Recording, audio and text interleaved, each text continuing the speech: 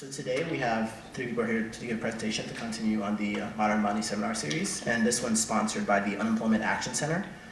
And our first speaker this evening will be Dr. John Harvey, who is a professor and former chair of the economics department at TCU, and he currently writes a blog for Forbes called Pragmatic Economics.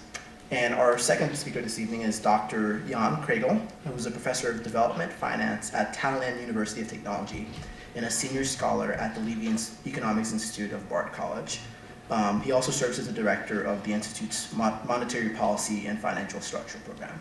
And as our moderator this evening, it'll be Ethan, who's a research student, economics research student at the University of Ottawa in Canada. So again, thank you for showing up, and we'll have a Q&A session at the end for about 30 minutes, so feel free then to ask any and all questions that you may have.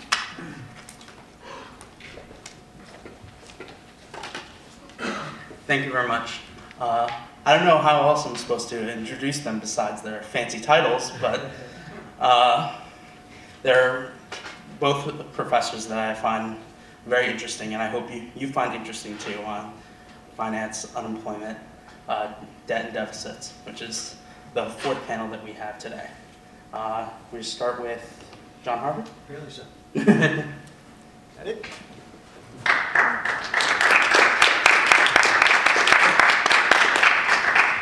Thank you. Now, my wife says I shout. And is this, oh, I'm sorry, Rebecca, is this screwing up your camera? Okay. I'll use the microphone. I'll try not to shout. Well, I gotta be careful with that. All right. First of all, oh, I can't do the microphone. First of all, I can't. It's a great honor to be invited. The list of speakers are all people that I greatly admire. I would have killed to have an opportunity to see all these people when I was in graduate school, and I have killed before, so I know I really would. So, because I live in Texas and we're allowed to do that. But and thanks so much for Rohan when he invited me. I was really excited about that. I didn't realize this was hurricane season when I said yes, but otherwise it's been really nice to be invited out here. Now, this talk that I'm giving right now, cut down to 20-25 minutes. I usually do about a 45-minute talk. I've been giving it to civic groups and churches and stuff like that. And I don't quite know where to go with it. So I've got my PowerPoints laid out for the beginning, and I'll see where things are going and move from there. I know how I want to start, but I don't quite want to cut out yet. I will say this, though.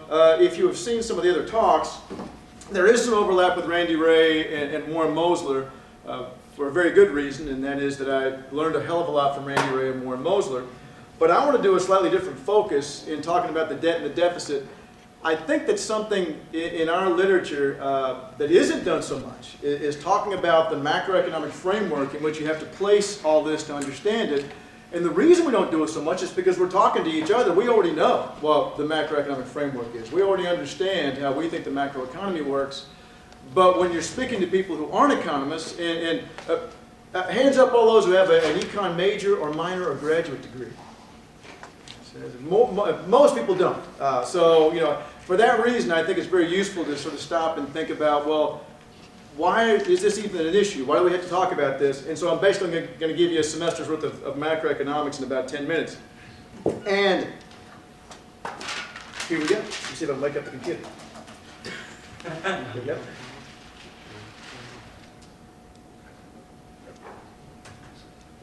It's going to make me put my password in, even though TCU. Uh-oh. Don't look. That's one of Jan's. That might ruin his talk. Okay. That's me. And, first of all, this is, of course, what you've heard about the debt and the deficit right there. That it's this terrible burden. And that actually should say 16 trillion. I apologize, the slide is 3 days out of date. But then there's these horror stories. It doesn't take long to find things like this. I love the part where it says that, let's see, we are ceding our nation's independence and will soon face economic tyranny at the hands of our foreign debt holders. And even better, from the aptly named theeconomiccollapseblog.com, look at the first sentence. It is really hard to find the words to describe the true horror of the national debt. It was Dick Cheney who famously said, deficits don't matter. Well, try telling that to the nation of Greece right now. It's very easy to find stuff like this all over the internet. Now, you're probably thinking, Yeah, but these people were taking a break from making pipe bombs and writing their manifestos. And it turns out that other people believe it too. For example, this Kenyan Muslim guy who hates our freedom, he too says that, now, by the way, did you know that the worst of the recession is over? Apparently so. This was in 2011. The government spends more than it takes in. This is not sustainable, and the government, or the people deserve a government that does the same as they do. But fortunately, the Republicans don't believe, oh my God, they do. Apparently, to Romney, not only is that he cannot fathom spending more than we earn year after year, but it's not just bad policy, it's immoral, all right? It's immoral. So, apparently the debt and the deficit are absolutely horrible. Well, the one thing that the Kenyan Muslim who hates our freedom, and the pipe bomb makers, and the guy who abuses classmates who don't agree with him when he's in prep school, what they all have in common is that they are dead wrong. They have no idea what they're talking about in terms of the way the debt and deficit work. And again, I don't want to cover what Randy Ray and Warren Mosler talked about. Let me give you a sort of macroeconomic lesson and try to understand where the debt and deficit fit into that. And my poor wife has seen me give this talk about a dozen times now. In fact, she's off giving it right now. No, I just made that up. And she said to me at one point, well, some people, now I know I have a sophisticated crowd here, but just in case, there's some quick definitions. And the big thing, of course, is to differentiate between the budget deficit and the trade deficit. Budget deficit being the annual amount by which government spending exceeds tax revenues, surplus, national debt. But the trade deficit is obviously a different issue, but something that's related that we could talk about later. And last, you see, when you talk about this and you tell people, as we do, that, well, no, there is no debt that can't be repaid and that we need to spend in deficit, people get very upset. And so Melanie pointed out, you need to tell them they're right about something. Otherwise, they get really upset. So you're right. State and local governments are budget constrained. They can't spend forever without ending up in terrible debt. So everything we're talking about here relates to the federal budget. Okay, macroeconomics lesson. Let's say that this is a representative economy, these 10 people right here. I'll be the entrepreneur. They're all the potential workers. So they come to work for me. They earn a salary from me. They go out and use that salary to buy the goods and services that they made at my factory, and then I profit from that. Now, in this example, there's no government and there's no foreigners, so it's every Texan's dream, all right? And the way this works is, let's say, however, and this is critical, that we don't need all 10 people to produce enough goods and services for all 10 people.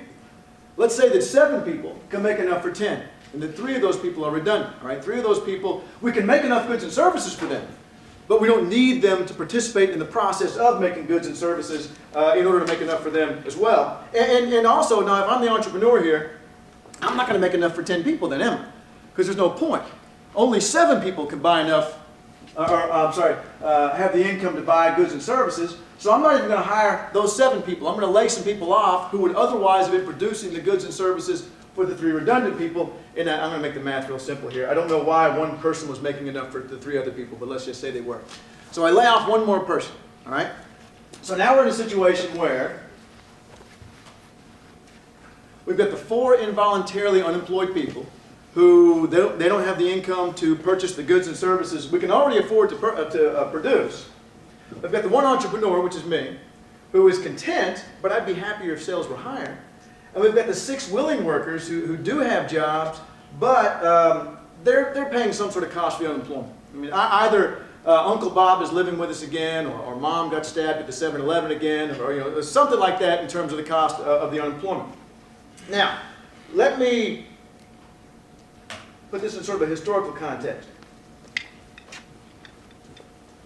I asked my students, what was different between the 20s? I mean, look at the average rates of unemployment here during the 20s. The what 20s?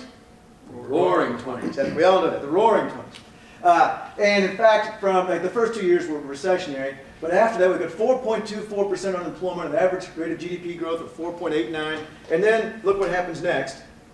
An average unemployment rate from 1930 to 1941 of 17.23. I don't know if you were paying attention, but that is higher than the previous slide, where it was 4.98. So, and average GDP growth the first 3 years when the recession really hit of negative 8%. Now, what was different? I mean, did we have less productive capacity in the 30s? Was there a big fire that burned down all the factories? Or did people forget how to make stuff? Was there a aliens attack from outer space or something like that? No, I mean, we had the productive capacity in the 1930s to produce not only as much as we did in the 20s, but more. Because the 1930s were a long period of build-up in physical capital. We should have been, in the 1930s, in the greatest economic period in U.S. history. But instead, of course, you can see what the unemployment rates did, right? So, point being that I think that this sort of background story of we have the capacity, and I think that's what is lost on a lot of people. We have the capacity right now, there's no question that we have the capacity to have an unemployment rate the same as we had, say, 6 years ago, around 4.4%, with 6 million fewer unemployed people. There's no reason we can't be there. There's not some fundamental constraint that is keeping us from being able to produce at that same level. Just as in a far more dramatic example, there was absolutely no reason whatsoever from a physical productivity standpoint, from a standpoint of, could we make the stuff, that we couldn't have had the same standard of living. In fact, a better one, no question, a better one during the Great Depression than we did during the 20s. And those numbers are just unbelievable. Look, unemployment as low as 1.9% in 1926. 3.2 in 29, up to 8.7, and rising as high as 24.9. And of course, as I'm sure many of you know, what did they try to do in 1937? Well, gosh, the worst of the recession's over. Let's try to balance the budget. And that worked out really well, as you can see. Hopefully history will not repeat itself. And so there's this sort of secular trend where you have the rising productivity making it harder and harder in a market economy to generate sufficient demand to hire everybody that's willing to work, because it gets easier and easier to produce output with fewer chunks of people. And so as a consequence, it is not profitable. We have the physical capacity to produce those goods and services, but it is not profitable to produce those goods and services. Because remember, let me jump back to this slide over here. Oh, I'm sorry, it's that one. I've got the capacity as the entrepreneur to produce for all those people, but it is not profitable to produce for all those people. There's no reason, and I'm not a jerk. I have a family. I run this factory here. I'm not running a charity.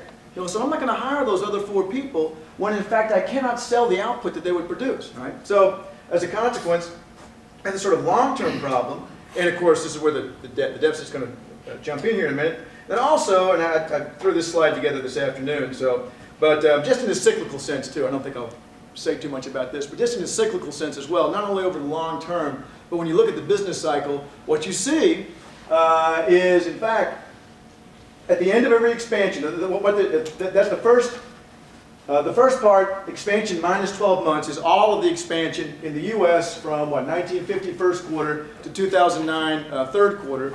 That first line there is the average number, oh, crap. My number came off. That's the percentage change in investment. Over all but the last year of the expansion. Then the last year of the expansion. And what I want you to see is that first column there should actually be percentage change in investment. All right? So the rise in physical investment, firms building factories, replacing inventory, that sort of thing. During the first part of expansion, it tends to rise about 16%. Then it's still rising, but it's rising at a very low rate, all right? And we are saturating the demand for physical capital. We're saturating that demand. And, for example, your construction workers that were building restaurants for you, well, you got done building restaurants. And so what ends up happening is you lay off your construction workers, and then about the time your restaurants open up, you don't have as many customers. And you try to figure out, well, why did that happen? I don't understand. Then you panic and cut back. But, again, and both the cyclical and the long-term problem of keeping demand high enough to hire everybody who is willing to work. And again, you have to keep pounding this into your head, to keep remembering, we have the capacity to produce the goods and services. That's not the problem, all right? We have the ability to do it, just as we did in the 30s. So, what's the solution? Well, the solution is to supplement that demand. And, however, in the midst of a recession, of course, businesses and households are not in a position to do that. Right? They can't do it. And I put that in parentheses here. That Rohan was asking me to talk a little bit about a collective action problem, and I'm not quite sure this really fits. But it's interesting to think about. everyone would be better off if they all spent more money. But if you did so individually, you'd be worse off. All right? If you as an entrepreneur decided, well, what the heck, I'll start up a couple more restaurants and take a chance, then you'll probably lose. But if everyone did it at the same time, you might generate sufficient demand. But I think it's more fundamental than that. We just didn't need any more restaurants. All right? We just didn't need any more. And so what sector do we have left? Well, we could do as the Chinese do and use the foreign trade to support demand in our country, or we can use the government. All right? We can use the government. And let's do that. Let's make those 10 people again, and let's make the last 3 a police officer, a marine, and a teacher. All right? And we'll, for now, we'll print up some money. Print up a pile of money and hand it to them. All right? And obviously, it's an economic problem to decide how much money we should give them, but I think that's something that would keep economists in work, and it's manageable. So they now have the income to go to the store and make profitable the production of stuff we could already produce. Right? We could already produce it, now they make it profitable. And furthermore, of course, what's going to happen to the person that's still redundant right now? Well, now I, as the entrepreneur, have to hire him back. Like, oh, hell, I can sell more stuff. So I'm going to go and hire that last person back because now I can profitably produce output for 10 people, whereas I could not before. So the net effect is the 3 people who had been unnecessary now have the incomes necessary to purchase the output. We always have the ability to produce. The person that I laid off gets hired again. I got higher sales. And those who already had jobs gave up nothing. All right, they gave up nothing. There is a free lunch when we're at less than full employment. All right, if we're not at less than full employment, if we're in the middle of World War II and unemployment, is 2%, and the government tries to expand spending, then yeah, we're going to have to have rationing. We're going to have the government capturing more resources for itself. We're going to have potentially inflation unless we have things like wage and price controls. But we're not in a situation like that right now. When we have unemployed resources, then yes, there is a free lunch. And oh yeah, they gave up nothing. They no longer carry the burden of the unemployed. They're protected against domestic and foreign aggression, and you can send your kids to school if you want to, for public education. Of course, I teach at a private school too, so I think that's a really bad idea. Private school. So in summary then, in periods of high unemployment, the federal government has the ability and obligation to address this problem. And furthermore, and this is, again, they're not borrowing to buy something they can't afford. It's not like Michelle Obama went into the Oval Office and said, you know what, a big screen TV would look really nice here. And Barack says, yeah, but we haven't got any money. Well, hell, let's just borrow from the Chinese, And then they go and buy something they could not otherwise afford. That's not what the federal government is doing. Instead, they are pumping funds into the private sector in order to make profitable the production of goods and services we could already make. Right? Now, that's what I knew I wanted to talk about. I have 5 minutes left, and I'm trying to decide where to go from here. Let me do this just very quickly, although I think this is more along the lines of what Jan's going to talk about. But again, when I'm talking to lay people, is this sense of, well, aren't surpluses good? Why wouldn't we want a government surplus? And all right, let's think about this. Let's say there's only 2 people in the macro economy. We've got Alfred Marshall, a very influential economist that you've probably never heard of, and Adam Smith, a very influential economist you probably have heard of. And those are the only 2 people in the macro economy. If Smith pays Marshall 150 and Marshall pays Smith 100, then Marshall has a surplus of 50 and Smith has a deficit of 50. Now, who would you rather be, Marshall or Smith? People generally answer, I'd rather be Marshall. Okay, that's who you are. Because if you just replace the Marshall with the private sector and Smith with the public sector, then when the government has a deficit of $50, that creates a private sector surplus of $50, which is along the lines of what I think Jan's going to talk about here in a minute. So that this is where the injection of demand comes from, all right? And furthermore, if you're asking the government, I don't get this. When they're talking so much about let's try to balance the budget or reduce government spending, well then, or reduce the deficit, well if you're asking to reduce the public sector deficit, then you're also asking to reduce the private sector surplus, right? You're asking to reduce the private sector surplus. If you're asking to cut that down to 40, then that's 40. Cut it down to 30, then that's 30. Make that a surplus over here, and what have they got? They got a deficit, which is exactly what happened at the end of the 90s. You see a big jump in the private sector debt. Now, I have a very long slide now. I apologize for that. I know that if you're using PowerPoint, you should not use it to put your entire talk on it. But actually, I really like this quote from a speaker who was coming here later, I think in January, I can't remember, but Pavlina Chernova.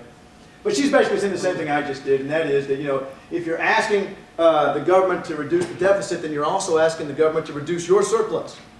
And if you're asking the government to pay off its debt, then you're also asking that the private sector's assets be traded, you know, the treasury bills be traded for cash. And presumably, if you already wanted to do that, you would have already done it. So anyway, I'll let her talk about that later in more detail. Again, I have a more sophisticated audience here in approximately 2 minutes and 7 seconds. But, and I have no particular reason for putting a picture of Lando Calrissian on this. I just came across it while I was putting this together, and I just could not stand not using it somewhere.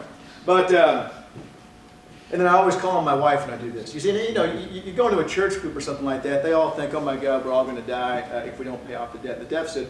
Well, and this is something that Warren and Randy have talked about quite a bit. What are the odds that the U.S. could be forced to default on the debt? I mean, I'm sure you guys know. Nathan, what's the likelihood that the U.S. be forced to default on the debt? 0. Oh my God. It's as if he had seen my next slide, and yet he had not. And then this next slide, again, in trying to convince, I did a talk at TCU, good Lord, and we were worried that there might be some, we almost put up some metal detectors in case some Tea Party people came in armed to kill me. And I mean literally, we actually worried about that. We actually talked about that before there was a talk very similar to this, and we thought, my God, and there were some comments that were written. This one guy hated me. He wrote more comments than everyone else added together. He hated me. So anyway, but this, for that reason, because I knew that this group would be very upset by this answer, I have a massive page full of quotes, all right? Because that always offsets people's misgivings when you see a massive page full of quotes. And basically all it is a variety of people from different backgrounds, from different political persuasions saying, no, it's impossible for the U.S. to be forced to default on the debt. The entire debt is defaulted in, I actually have cash today, in dollars. And so it is impossible for the U.S. to be forced to default. Now, of course, Greek debt is not in a currency the Greeks is allowed to print because they aren't allowed to print anything. And actually, one of the speakers that's coming up here next semester, where is he? Mike Norman, there he is, the fourth one down there, he is. And there you have Alan Greenspan at the top, the Federal Reserve Bank of St. Louis, every single one, it's impossible.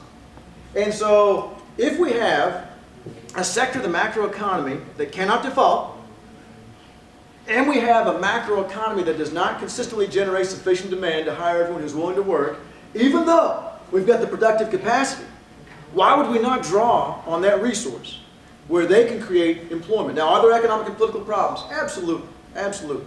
There's certainly, I think the biggest one is the question of government power, that if you allow them to do this unchecked, but also I think Pavlina Chernova is going to talk later about the employer of last resort, which has a built-in sort of rules-based means of spending so that you can keep this in control more. But absolutely there are issues.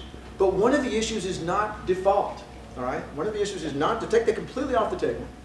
And also, we have to do something because the system does not generate sufficient demand to hire everyone who's willing to work. So again, why not draw on a sector that cannot default but can inject demand into the macroeconomy? You've seen him already. One of the other talks, but this is if I had time. That's Randy Ray again. So I'll just jump to my conclusion since I'm now at 21 minutes and 8 seconds. We demand aggregate demand. So anyway, but that's a brief introduction of that, and then Dr. Kregel. I don't know if anybody see that yet or not. If I've ruined a surprise. No, that's just a reserve. All right.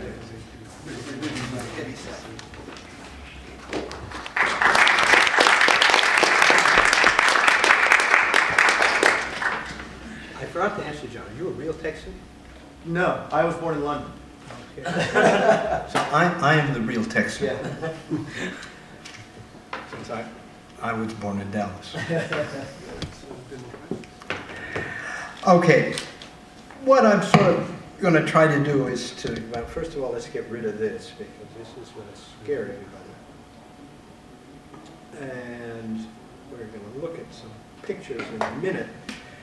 but before doing that, I'm going to start out by saying that, as I said, I'm Texan. I was born in Dallas. And like all sensible Texans, I left very quickly. I was also a student of Joan Robinson's in Cambridge. And Joan always had a very favorite phrase when she started out to talk about discussions like the one we've got. She said, well, the first thing you have to do is to decide just exactly what are the questions that you're trying to answer. And much of the difficulty that we have in the current debate is that there is a great deal of confusion between the questions that people are asking and the results that they believe they get from answering those questions. So on the one hand, we have the argument that John has talked about. Now, the debt is too large, we're going to default on the debt. Well, is that really the problem, or is the real problem that we think government is simply too large? A very well-known advisor to Richard Nixon and also to Ronald Reagan, Herb Stein, more or less gave the game away when he admitted that the fact that when Republicans were in office, they were always Keynesian deficit spenders who ran up the debt as high as they possibly could, which created this very difficult problem for Democrats, because when they wanted to come into office and use government expenditure for reasonable purposes, they couldn't do so. But the real idea behind all of this was to run up the debt so large that when the Republicans got out of office, they could say to the Democrats, look, the debt is simply too large, you've got to cut. And cutting meant what? Well, the cutting didn't mean repaying the debt, because if you notice that we don't repay the debt very frequently, and we'll get about to talk about that in the one case that we did, but the point was to cut down the size of government. And that was the basic question you were asking, what is the appropriate size of government? Now, unfortunately, this is really not a question that we ask any longer, because we have on the one side the Republicans who are telling us that any government is really no good, it's bad, so make it as small as you possibly can. And on the other side, we have a very large part of the Democratic Party, which is, if you saw the New York Times today, led by people like Robert Rubin and the Hamilton Coalition and everybody else, who said, well, we actually have to cut the size of the debt, which means that, yes, we do have to cut the size of the government. So we have this very strange position in which the contrasting objectives of the two political parties are leading both to the same solution, and they're both leading to what is effectively an absolute disaster in terms of the impact on the economy, because I would suggest that what's happened is that we've got the wrong questions. Now, economists have always talked about the size of government. Why? Well, if we go back to the point of what we used to call political economy, we can go back to the 16th, 17th century, we had kings and sovereigns and people like that, and they worried about what they should be doing in order to make their countries strong. This is a theme that we find even in Adam Smith, who was supposed to be someone who was in favor of the market, who wrote a book talked about the production of the wealth of nations. And that book was what? It was sort of a handbook for governments on what they should be doing in order to maximize the wealth of the nation. Now, how do you maximize the wealth of the nation? Well, obviously you maximize the wealth of the nation by using all of the resources that you have available. And this was the tradition that was set up about the appropriate size of government. The appropriate size of government was not that it was too large or too small, but that it was appropriate to, in fact, utilizing all the resources that you had available in order to make the conditions of the citizens the best that you possibly could. Because back in those days, the sovereign knew that if he didn't, then he could have a problem. And in particular, the French gave a lesson to a number of other sovereigns that if you treated the people too badly, they would come back and they would bite you. So that if we look at the basic traditions in economics, we have addressed that question, and that question has always come back in that particular way. Just exactly what do we do to be able to utilize our resources in the best possible way. So when we look at the idea of deficits, or we look at the so-called fiscal stance, you can say, well, the fiscal stance should be what? Well, the fiscal stance should be, well, we'll get to in a minute, it should be to behave just like a regular household does, or the fiscal stance should be a position that was promoted by, for example, William Vickery, who won a Nobel Prize, and used to teach at this institution, if I am not mistaken, that the fiscal stance should be that which is appropriate to producing the maximum national income. Whether it was a surplus or a deficit was basically irrelevant. The debt, well, if you're going to repay debt, how do you repay debt? Do you repay debt by sending people to debtor's prison? No. We learned very quickly that the best way to repay debt was, again, to maximize the national income, because that is, in fact, what repays the debt. So, if we look at questions of debt sustainability, you say, is the debt sustainable? Well, it's not the size of the debt, it's whether or not you have the income to support the debt. And there's a very famous economics theorem which says that if your national income is growing at X% and the rate of interest on the debt is Y%, then you really do not have any problem, because you can always pay the debt service and you don't have to worry about paying off the debt. Now, as I said, all of this comes from trying to identify just exactly what the questions are that you're trying to resolve. Now, the other problem is that if we look at, as I've already mentioned, the way economists started out, virtually every industrialized economy started out with a king, or a sovereign, or a chief, or whoever you want to call him, some sort of government. And virtually all of these economies developed, they grew, they produced what Marx called a surplus, by doing what? Well, a large proportion of them started out in international trade. Okay, take the Netherlands. Netherlands became a very rich country. How? Well, they had this trading company that went out and exploited anybody they could find in vast reaches of the world. Portugal, well, Portugal did the same thing. England, Sir Francis Drake. Sir Francis Drake went out and, well, he actually stole what the other guys stole in order to turn England. So the basic foundation, the initial foundation of most economies is a government of some sort. Doesn't make much difference if it's democratic or non-democratic, it's a government. And that government always controlled the creation of money and trade. Now, if we look at the standard modern macroeconomics textbook, what do we see?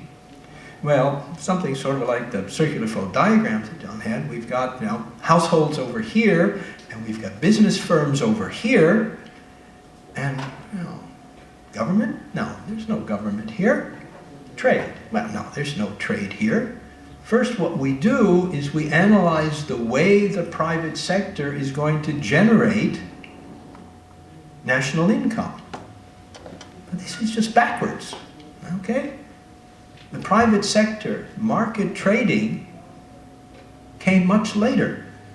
And in fact, this is part of this discussion about the appropriate size of government. There's a very famous Fable of the Bees by Bernard de Mandeville, where he talks about private vices and public virtues. And basically his argument is that, well, if the public is too virtuous and they save too much, then the economy is going to stagnate. So he encourages private vices to be profligate. I like profligate. This is a word you don't hear much anymore. Okay? This means being debauched. Another nice word. Okay? Why? Because he argues that this is what creates that dynamic part of the economy that allows it to grow. He was also very much against the farmers who sat there at home and didn't go out very much. And he was in favor of the guys in the city, the libertines. But he also said that you need government control of these private vices, which are very good. You need limits. And this is where you have this first discussion that comes in. What is the balance? What is the role between government on the one hand and between the private sector, or what he called the private vices, on the other hand? Now, if we look at our friends downtown in Wall Street, you could say, well, maybe Mandeville was pretty well on the mark. I mean, these were really private vices. And for a while they did okay, but without sufficient government control, they got out of hand. It's notable that if you look at the kinds of activities that Mandeville recommends on the government, and you look at Adam Smith, who was supposed to be someone who was very much in favor of private markets, not necessarily private vices, they are virtually the same, okay? And they are very specific in terms of the role of government. So that the discussion that we do have, or the discussion I would say that more or less we've lost in all of this, is the fact that what we should be debating is what is the appropriate role of government, and not how large should government be, or how large the debt should be. Because, well, as John mentioned, the debt, well, no, we did almost get around to paying off the debt, didn't we? Remember William Clinton. Now, William Clinton very, very nearly turned the U.S. economy into a socialist economy by eliminating the deficit and paying down the debt. How did he do that?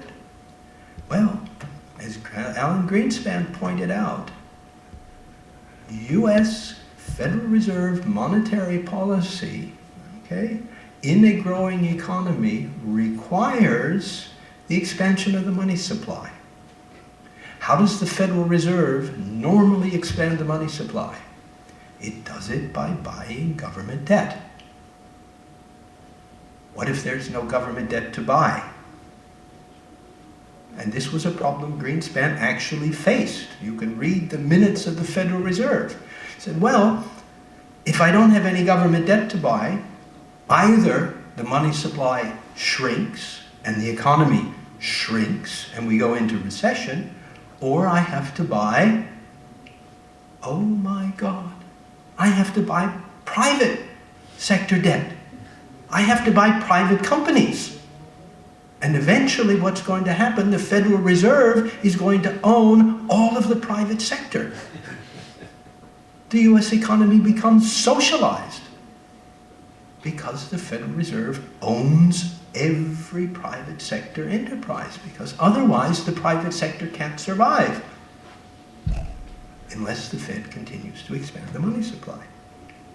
So that these are sort of, what I say, these are sort of sensible, common sense ways to look at the way the government and the private sector interact, which allows us to try and move away from this very sharp division, or this very sharp concentration on whether we can or cannot repay the debt, whether the government is too large, or whether it is not large enough. Now, behind all of these things, you can see very clearly what Abel Lerner called functional finance.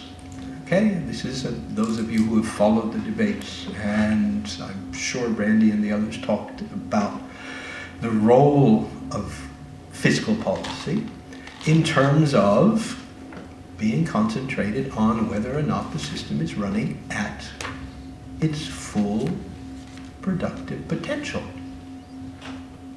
The deficit should be high if there are unused resources, but it should be in surplus if there's an excess demand for these resources. Okay? And this goes back to this sort of Greenspan paradox. Okay? Nobody is arguing that deficits should exist forever. If you manage to run the economy full employment, then your deficits will be very small. They're not going to be zero, because we still have this problem, is that, you know, our poor Ben Bernanke has to have something to buy in order to keep the money supply expanding. So you're going to have a small deficit, but it's going to be in a very reasonable range. Now, if we then look at the other sort of very, very simple problem, okay, go back to what I originally mentioned, this idea that we normally start out by talking in terms of only the private sector, households and firms. Now, in general, oh, this is, you're going to have to wake this up again. Okay, we really don't need the figure, okay?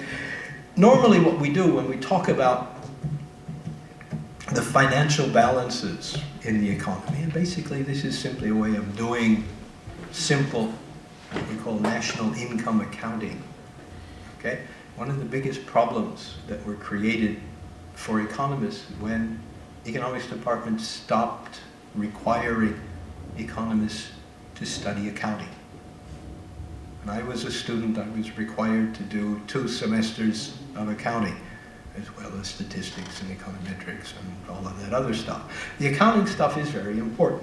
Now, if we look at the financial sector balances, we can think of everybody in the economy having a balance sheet. And normally, the story that is given that says that we don't need the government in order to employ all of our resources is simply that households earn incomes working for private firms.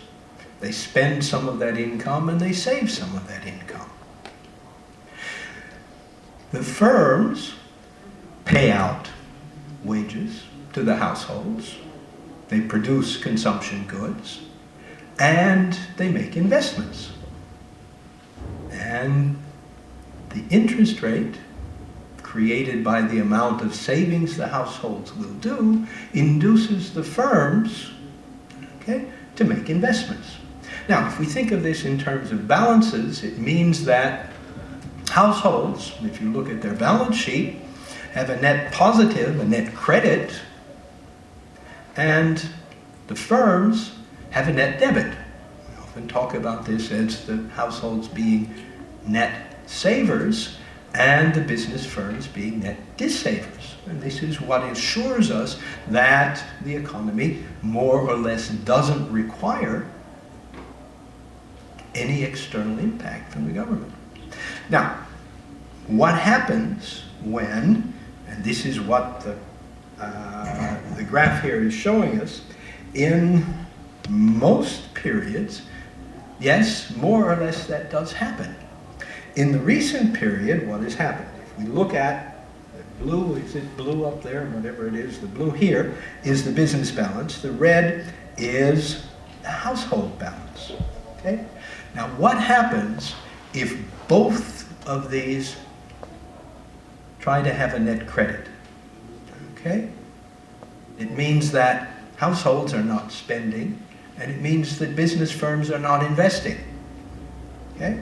Well, if the households are not spending, then the business firms are not earning any income. If they're not investing, then they're not creating any demand for the households to create incomes, so that by definition, the economy collapses. Okay. Simple proposition. Now, how do we avoid this leading to a collapse in economic activity? And the argument is that if we recognize that the government is the counterparty, then we can offset these double net credits by a net debit on the other side. Now, who's going to have that net debit? Well, that net debit can only be the government. Why? Because the government is the only agent that can, in fact, have a net debit without facing a budget constraint. Very simple proposition. You know, you don't have to be a rocket scientist. You don't need a great deal of mathematics to understand this. Now, this gives us the following 2 conclusions. First conclusion, if the government decides that it should do exactly the same thing that households do, then it means that we've got three sectors of the economy that are all looking to be in net credit. And that's usually where the foreign sector comes in, and we say, well, okay, maybe the foreign sector can save us if we can convince the foreign sector to be in net debit position, which means that the foreign sector is going to be buying all the stuff that we normally would not produce and sell to ourselves. Well, that's very nice, except China. China is a net creditor. European Union, a net creditor. Okay? What we've got currently is an economy in which everybody wants to be a net creditor. And we know that that can't happen. It can't happen. Why? Because of double entry bookkeeping. I said, very important to understand accounting. Everybody cannot be a net creditor at the same time. So the obvious solution is that this computer keeps dying. The obvious solution, the obvious solution is what? Well, that the government has no other choice but to continue to increase the deficit. And if it chooses to reduce the deficit, and by doing so, households find their incomes falling, and business firms find that their receipts are falling, they will simply try to become larger net creditors. And what you have is what we call a recessionary spiral, which is something that economists have figured out long ago. Second point, and I'll stop here, is that if we think about the idea of fiscal responsibility, okay? Fiscal responsibility, we normally say, well, this is the government not spending more than it takes in taxes.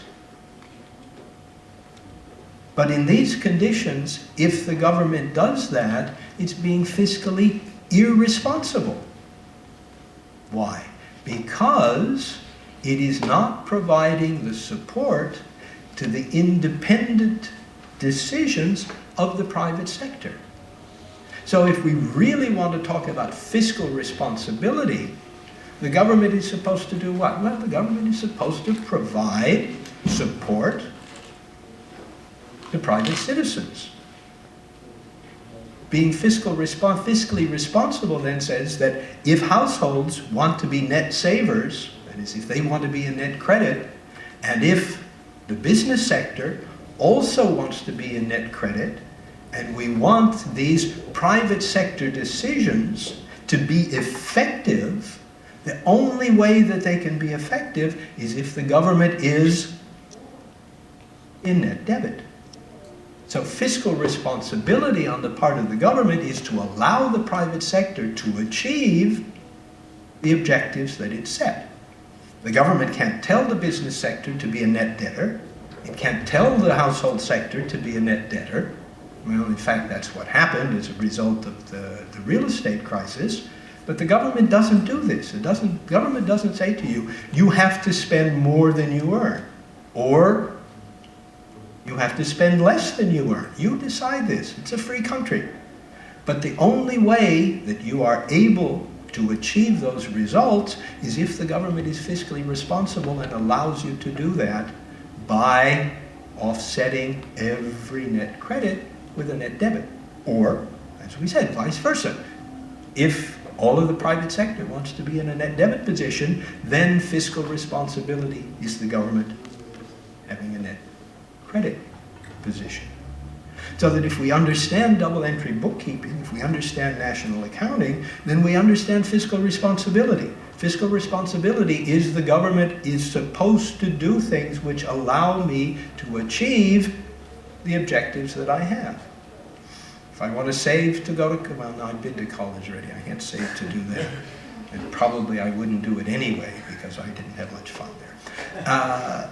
But if I want to save to buy a yacht, okay? This is a private decision. How can I do that? Well, I can only do that if the labor market is sufficiently strong that I can go out and I can earn so that I can save. But if everybody else is trying to save to buy a yacht, nobody gets a yacht. And in fact, the poor guys making yachts, well, I don't know, they can always sail, they can go to the Cayman and become hedge fund managers. Okay? So, the basic idea, if you look at all of these things, and in particular there's been a certain amount of resistance to the idea of modern monetary theory, and say, oh, this is very complicated sort of things. It's not complicated at all. It is very simple. And these are things that economists have been talking about. As I said, we can go back to Antonio Serra in 1625, or whatever it was. These are things that economists normally do. The difficulty is that over the last 25 to 30 years, we've sort of forgotten about all of this. Anybody ever heard of Antonio Serra? Good. Antonio Serra was an advisor in Naples. In fact, he came from a small town south of Naples, who wrote a book to the prince, the governor, the person who was running Naples at the time, because he was in prison, not the prince. Tony Serra was in prison. And he was trying to get himself out, okay? By explaining to the king that the exchange rate of the Neapolitan currency relative to the currency in Venice and a number of other places was really a very important thing in terms of the development of Naples. He said, what I can give you, what I can tell you is exactly the same sorts of things that we can deduce by looking at these very simple economic relationships. Now, I don't know how many people are familiar, okay, with all of this historical business, but you learn a lot from history. And if you look at, as I've already mentioned, the evolution of history, these are the kinds of things that economists have always been concerned with. I taught for a long time in Italy at the University of Bologna. And there I had a chair in political economy. Okay, what do you mean by political economy? Well, basically political economy was designing policies by which the government would produce the maximum well-being for the citizens of the nation. What we now have is, well, basically an economics which says that what we should be doing is looking at the maximum benefit that we produce for ourselves without any recognition that we depend on what happens everywhere else. I already said I was going to finish. Have I got 2 minutes left or no? I can take 2 minutes? When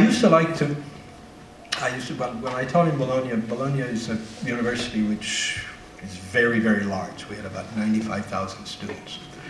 And I taught the first course in macroeconomics. So I had what was basically a small movie theater with about 1,000 students. And I always would explain to them the difference between what we would call the rational profit maximizing approach to economics and what we call the socially interactive approach to economics. So I would say to them, look, we know that very frequently in movie houses, fires break out.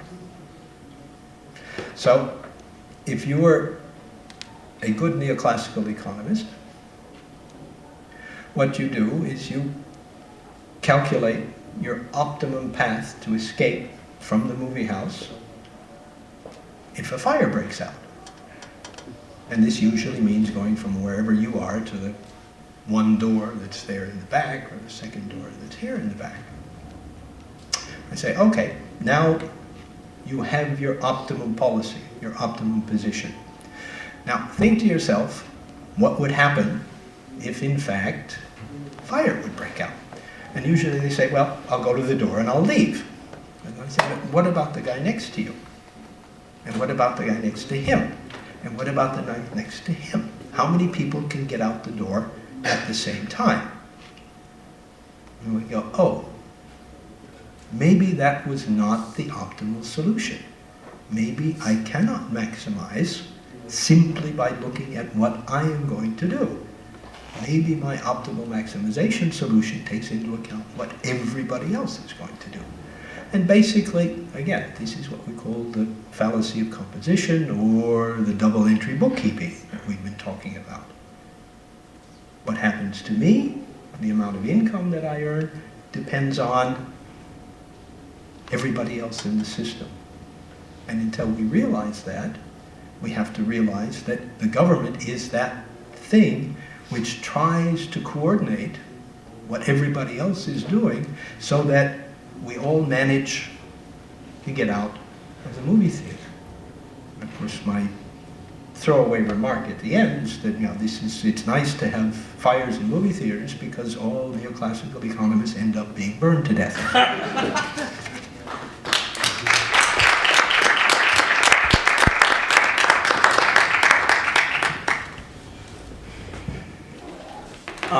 So I think now we're going to have a question and answer section, and as any good moderator, I'm going to take advantage of my position to ask the first question.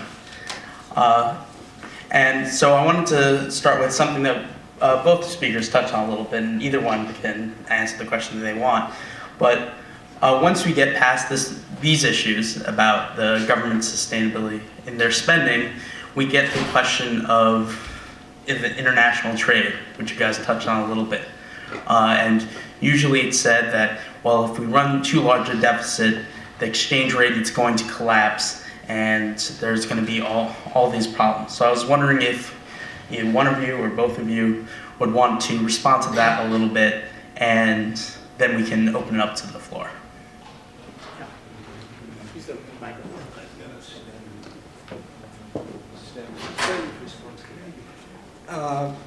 Again, this is a question that history helps us a whole lot.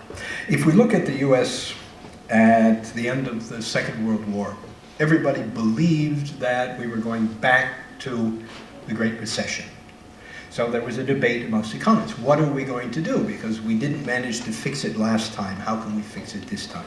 Well, in the 1940s, you now had the so-called Keynesian demand management theory, which said that the government should deficit spend. What was the response? The debt is too large, okay? The largest existing debt the United States has ever had was after the war. So obviously, everybody said, no, we can't do that because the debt is too large. So they said, well, what are we going to do? And they said, well, look, we've got this existing productive capacity, which nobody else has got, so that we have a natural inbuilt export surplus. And we know from our nice Keynesian accounting that income is equal to consumption plus investment plus net government spending plus sales to foreigners, net sales to foreigners. So why don't we just get rid of this deficit spending business, pay down the debt by running a large external surplus? Okay? Fantastic idea. Everybody thought this was great. And then the economists started scratching their head a little bit, and they said, well, but if we're selling this to foreigners, and these foreigners have no productive capacity, that's fine, that's why they need our goods, but there's also this little problem of dollar scarcity. What are they going to pay us with? And the response was, well, that's very simple, we'll lend them the money. Because it's much better to lend money to foreigners than it's to borrow money from ourselves. Or at least that's what they thought. And then they thought a little bit more about the problem. And they said, well, yeah, but if we're lending the foreigners all of this money, eventually we want something back. And they're going to have to be paying us interest. I said, oh, gosh, that is a problem. Where are they going to get the money to pay us interest? bright economists again said, well, this is very simple. What we do is we lend them the money to pay the interest. Now, the same economist, F.C. Domar, who developed the rule about national income growing at the same rate as the rate of interest on the national debt, said there is a very simple rule which allows this policy to function. And that is that we increase the amount of our foreign lending at the same rate as the interest rate that we charge foreigners to borrow from us to buy our goods. Okay? Now, scratch your head a little bit and think about just exactly what this means. You remember Charles Ponzi? You know what is a pyramid scheme? Well, a pyramid scheme is basically the fact that you borrow enough money in order to pay the interest on the money that you've already borrowed. Well, Domar's solution was exactly that. He said as long as the U.S. is willing to lend to foreigners or increase their lending to foreigners a sufficient amount to allow the foreigners to pay the interest, it's fine. The policy works. Except at some point somebody said, well, but this is very interesting because basically what we're doing is we're giving away all of our stuff to foreigners and we're never getting anything back from it. Okay? Now, basically, what country is doing that now? China. It's exactly what China is doing. Okay? Now, why is China doing it? Well, China's doing it for precisely the same reason that the U.S. thought about doing it, and that is to create employment, to create growth and expansion. Okay? China doesn't have the opportunity of doing anything else. Okay? They can't run a deficit, and they can't borrow domestically because their income levels are not high. Okay? Now, so first thing, what does this tell us? It tells us, number one, that these sorts of systems are basically unstable, because every Ponzi scheme that I know of, the guy who runs it either ends up in Sing Sing or he ends up in Brazil, if he's very lucky. Okay? They all eventually break down. Okay? So they don't exist over time. On the other hand, if we look at the case of the United States and we say, well, the United States is in a very bad position as a result of this, and you say, well, why are we in such a bad position again? Because the Chinese are willing to give us all of this stuff for nothing, basically, because what we're doing is paying them with, well, we're paying them with treasury bills. So why is that a bad thing? And why would we want to stop doing this? And why would the Chinese ever want to stop doing this, to stop funding our deficit? You say, well, they might want to do that if they had some alternative way of generating domestic incomes. Now, eventually they will do that. Okay, we know that because Ponzi schemes all break down. But as long as China believes, and China is not the only country that's doing this, if we look at the European Union does the same thing. As long as these countries believe that this is the appropriate policy, it has nothing to do with whether or not they are willing to fund our deficit. It doesn't have anything to do with whether they're willing to buy our treasury bills at 0% or 1% or 10%. It has nothing to do with how many treasury bills we've got. It has to do with their domestic policies. And as long as they believe that those domestic policies are the appropriate policies, this is not a problem.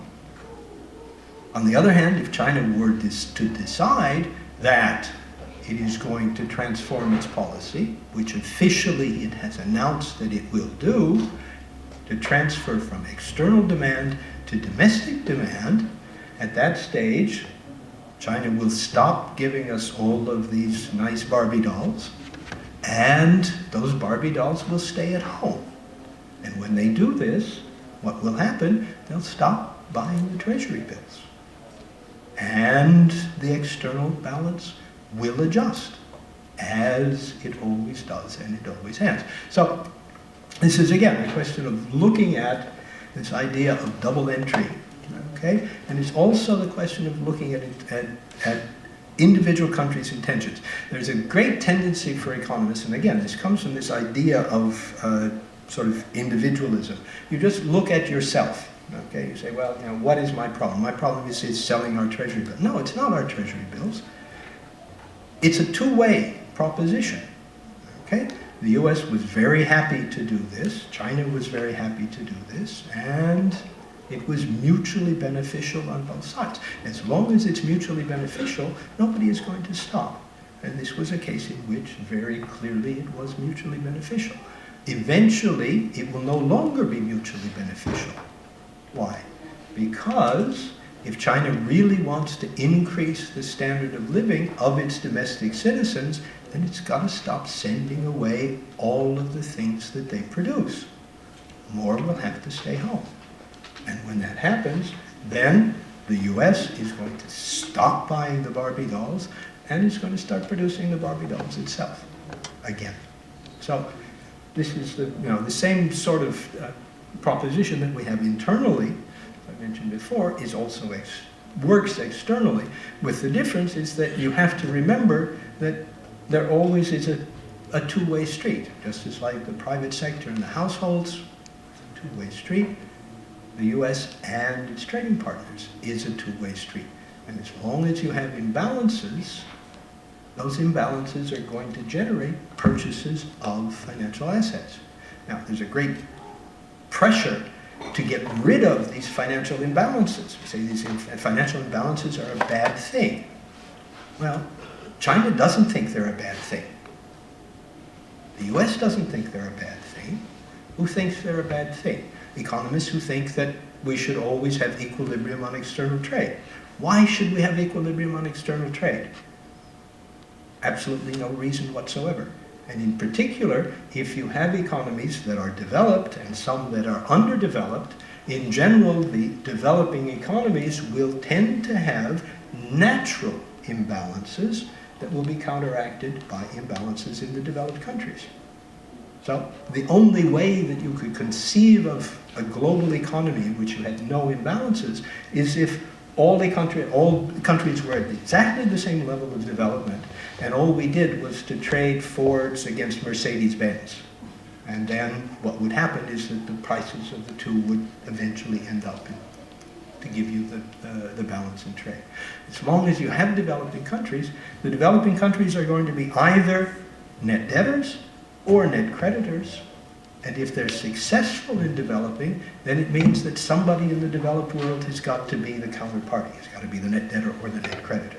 And it works in exactly the same way as the government does.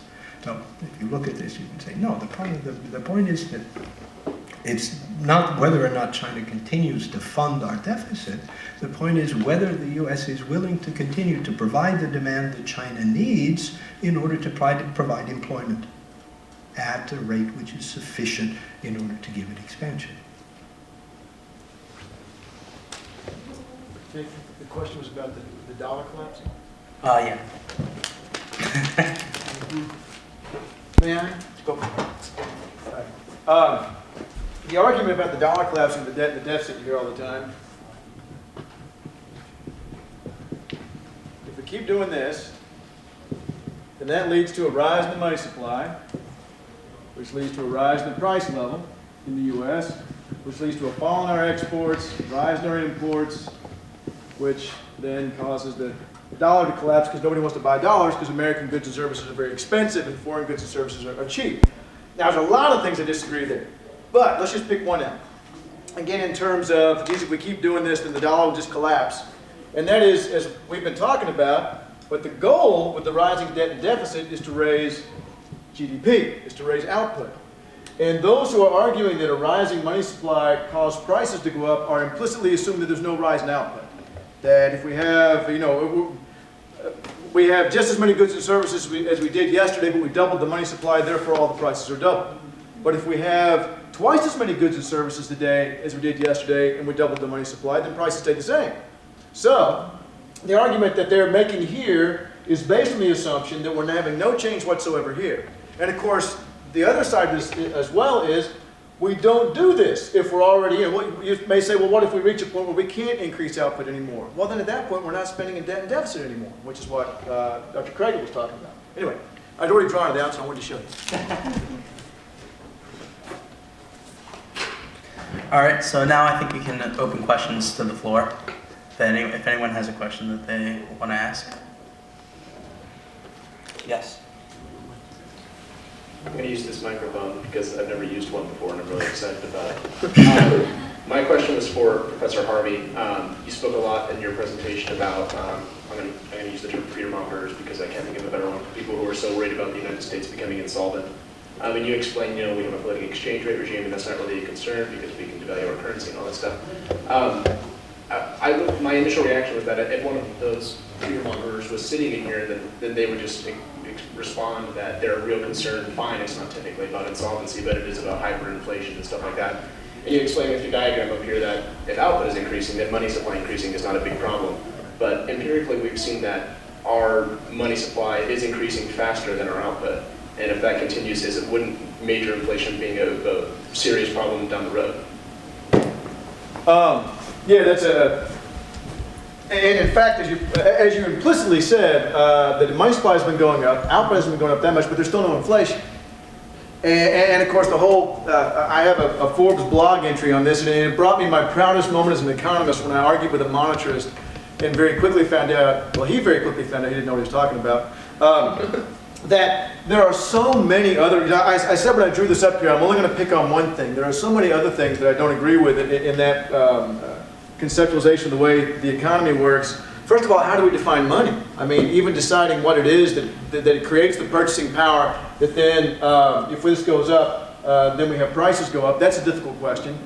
But the real, I guess this is more of a theoretical thing. Well, and there are other variables that can change too. The velocity of money can change as well, so that we don't end up, even though you have the money supply going up faster than, say, output, we still don't necessarily have to see a change in prices if the rate at which people spend that money changes.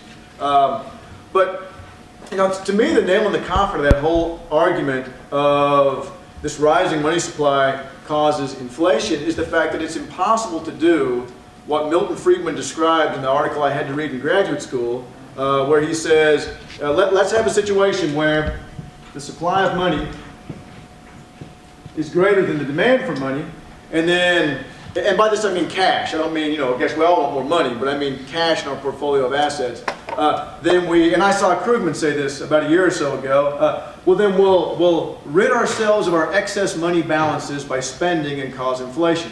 Well, this is impossible to do. The Federal Reserve can't even do that because they have no mechanism available to make the money supply greater than the demand for money. What does Friedman use in his article?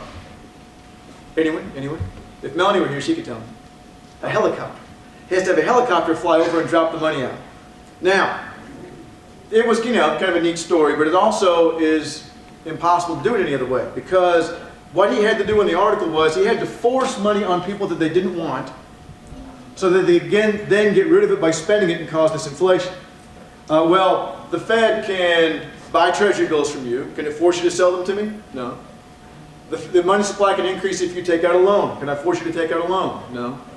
So there's nothing that the Fed can do that can happen in the real money supply that can cause this situation to arise, which is supposedly what leads to this up here. And as I said, as my proudest moment as an economist, this person was not only a monetarist, but they also were the head of some international development agency, which to me said, that's why we're not developing. And I said, okay. I said, what mechanisms does the Fed have to make this happen? Well, it's like a helicopter. No. What mechanism does the Fed have?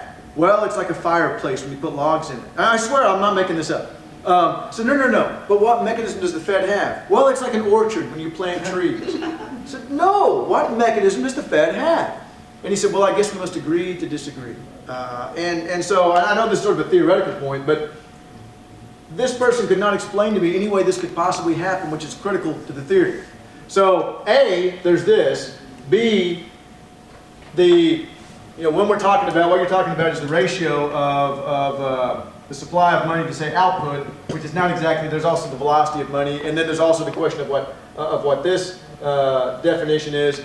There's not a one-to-one relationship, even when you're talking about, you know, I made a simple story here with these two, but there's more variables as well. And I would say just from empirical evidence, you know, I guess a lot of my economist friends keep saying that inflation's going to come any day now. Any day now. It's going to come any day now. You know, we keep pumping up the money supply. It's going to be terrible.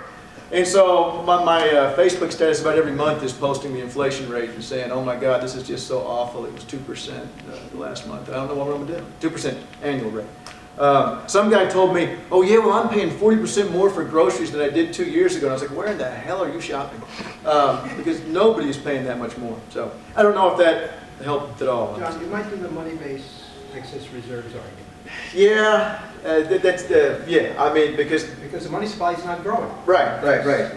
You're pumping reserves in, but that doesn't mean that anyone's borrowing the money and therefore putting it in the money supply itself. So there's many other factors that then, you know, there's not a one-to-one relationship. But even if we do assume a one-to-one relationship, it's still a bad argument.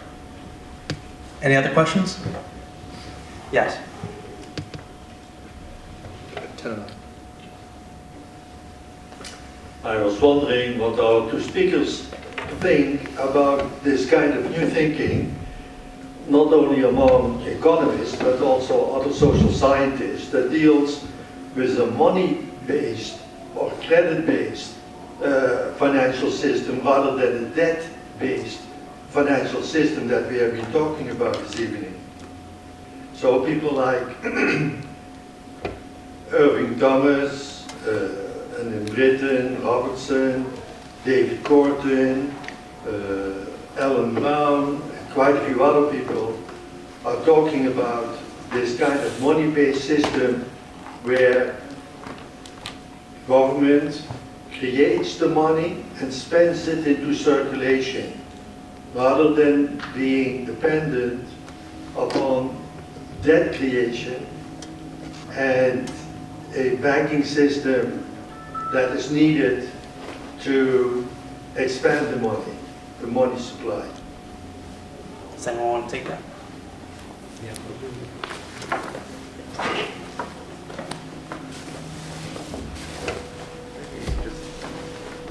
John, maybe easy to just use those. Ah, okay. No, I couldn't think of that. No. The question you have, again, this is a question, this is a problem of what are the questions that we're trying to resolve. What do private banking systems do? Okay? Basically, they provide the payment system, which governments have not traditionally provided. There are countries in which this has occurred. Most of the socialist countries had a government-provided payment system. Many European countries had a quasi-government provided payment system through postal gyro accounts. Okay? So the basic distinction is whether or not you are willing, or whether the government is willing, to take over the function of the payment system. Now, what do I mean by the payment system? Well, if I read out of the US Constitution, the US Constitution says the federal government has the right to coin money. Okay, what does that mean? Well, it means that, I got some here, it runs the mint, it produces these things, and eventually it created the Federal Reserve System that produces something which is sort of a ersatz coining of money. But all other mechanisms of payment and mechanisms of exchange are done by the private sector. Okay? Now, the question is, this is a good thing or a bad thing? If you look at it on the one hand, you would say it's a bad thing because credit creation normally gets out of hand and produces financial crises. On the other hand, if you read Schumpeter will tell us that it is crucially important for the financial system, for the banking system, to provide for the payment system, because this is how they create or they enable the transfer of resources from those industries which are in decline to those industries that are technically innovative. Okay? And how do you do that? Well, you do it basically through the credit system. The credit system is what? It says that if you're a business firm, you've got an idea, You write an IOU, you take it to the bank, and the bank signs off on that IOU and gives you a deposit account, which is part of the payment system, and allows you then to use your IOU that nobody wants in order to actually buy goods and services. So you have this balance, okay? On the one hand, Schumpeter would say it's absolutely crucial that the banking system provides this credit function, and it's that credit function which allows for what he called creative destruction. On the other hand, you could look at virtually every financial crisis, and that financial crisis was caused by, again, the use of that credit to finance things that produced absolutely nothing. Okay? So, my position on this is that it's not a question of do we want one or do we want the other. And as I said, we've had systems in which the governments in fact do provide for both. They don't seem any more efficient at providing the financing of innovation, the financing of creative destruction, than the private banking system does. So it's a question of how do you control? You know, what are the effective controls?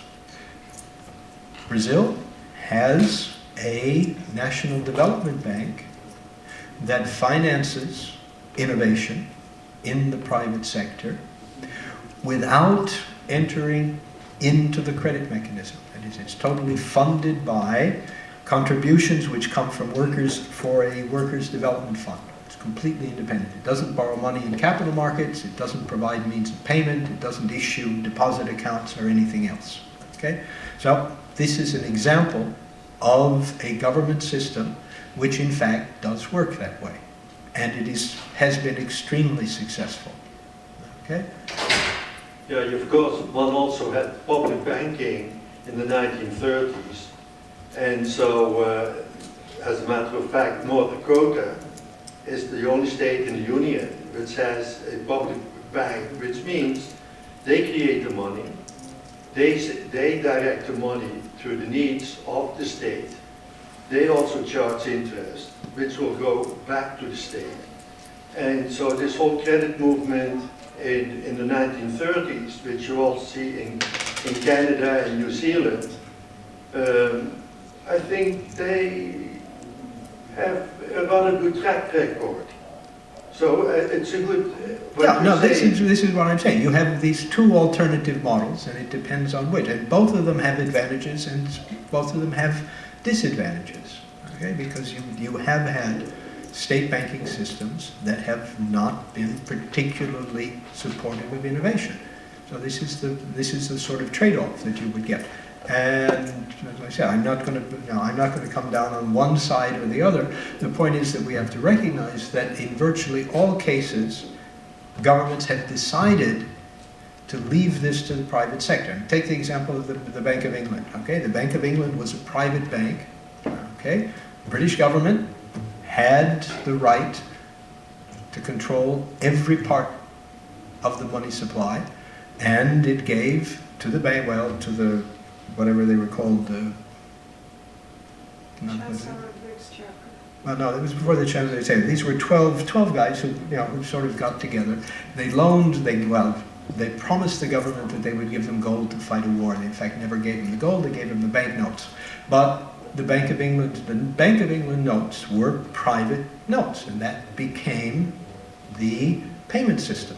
And the government gave it away, sold it, because they were unwilling to take it over themselves. Now, as I said, I'm not saying that you can't do this, and that there are no examples of this. It's simply that these are two alternative mechanisms, and in some cases they work, and in some cases they don't.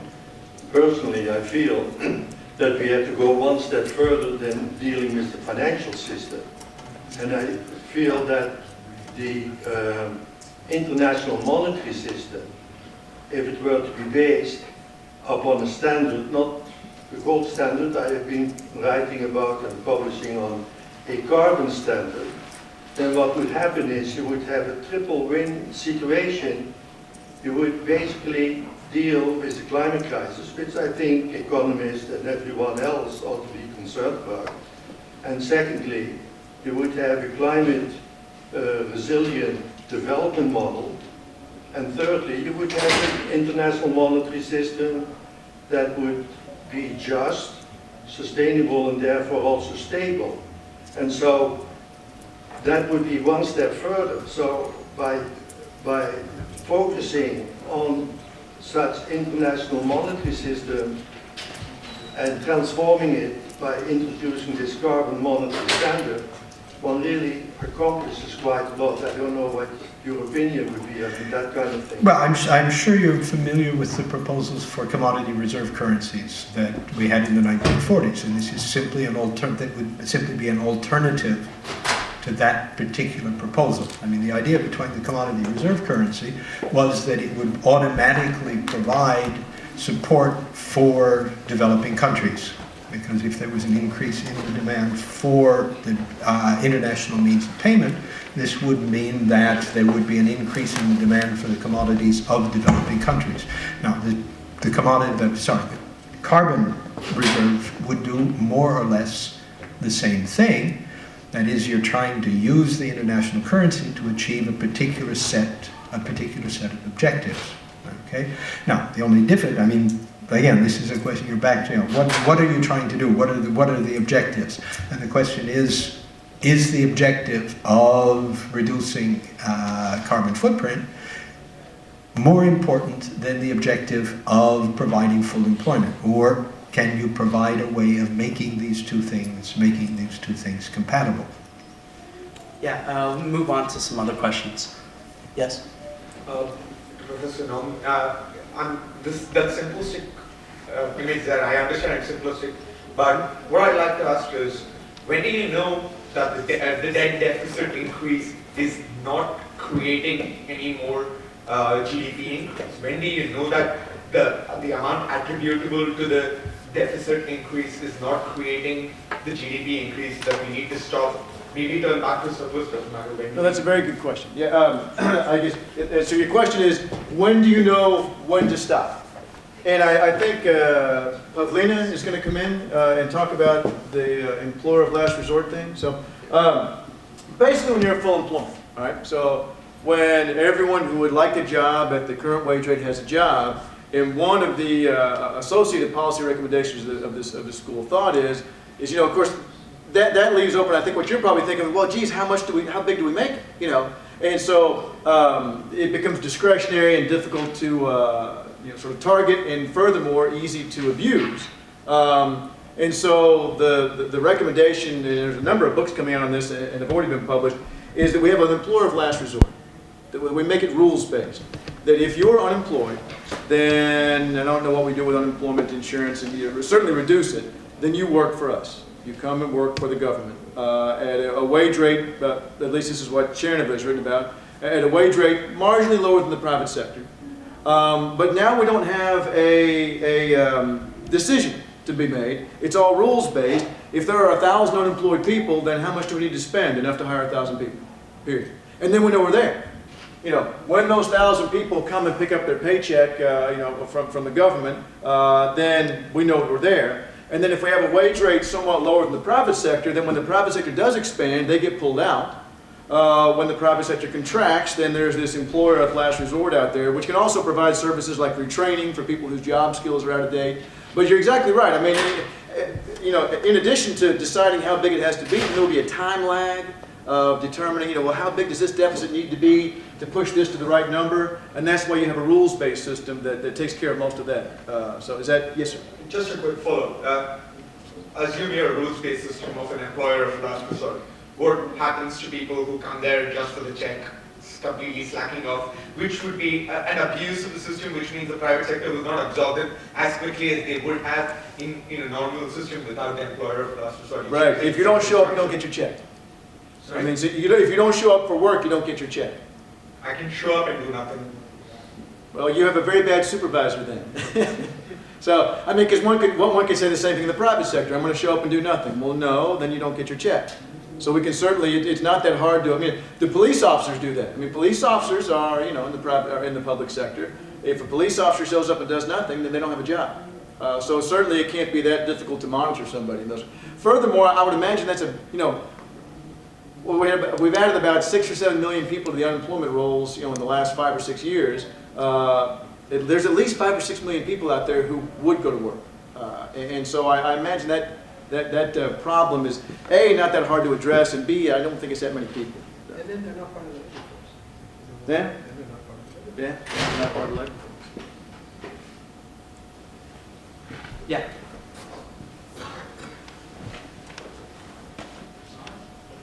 Yeah, I assume the decision to privilege the private sector with income is a political decision, but how do you deal with this right now allocation of resources in the society? We have to shut down the oil industry and the coal industry and the gas industry and move to alternative non-fossil fuels if we're going to survive. And how does that the growth imperative and the system that we have fit in with the allocation of resources that we need, which are outside? It seems to be outside the analysis of that's been done here. I think you're right. I think it's outside the analysis of, because that's something that has worried me as I've learned more about sustainable economics, is that most of my school of thought, as I've understood it, has been oriented towards consume, spend, expand, because we have insufficient demand to hire everybody. And I also think that it's possible to come up with sort of plans to make sure that we take those into account. That if we have sort of government, what if, this is what I was hoping Obama was going to do the last time he entered office. What if, like when Kennedy said by the end of the decade we're going to be, on the moon. What if he said by the end of the decade we're not going to be dependent on fossil fuels anymore? Why couldn't we do that? Why couldn't that be part of the government employment programs, or just a sort of a separate program? But strictly speaking, I agree with you that nothing that I've said, at least, has had any bearing on that whatsoever, and yet that's a real problem. So I mean, I recognize that, but I don't see, there is nothing built into the theory I'm talking about. I mean, do you? Yeah, there is a body of work in terms of providing what we call environmentally friendly employer of last resort programs. But if you think of this in a much more simple way, during the New Deal,